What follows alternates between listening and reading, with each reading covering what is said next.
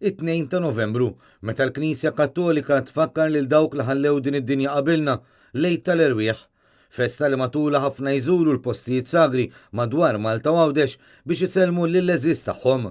Anke fil-knejjes isiru ċelebrazzjonijiet għal dan il-jum b'qudies li matulu jitfakru dawk li ħallewna, iżda fuq kollox iċ-ċelebrazzjoni tal-ħajja tagħhom magħna. Dan kif il-Knisja Kattolika tallem lill-mewt u l-pass mill-ħajja kif nafu aħna għal ħajja ta' dejjem.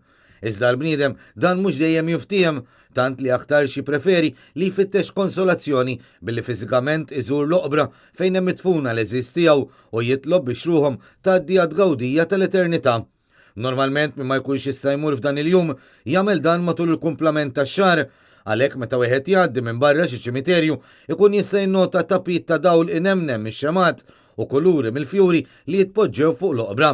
Perjodu li matulu wieħed jirrifletti qabel ma f'Diċembru l-ambjent jinbidel totalment għażmien ferrieħi tal-miliet u l-festi ta' dawk il-jiem.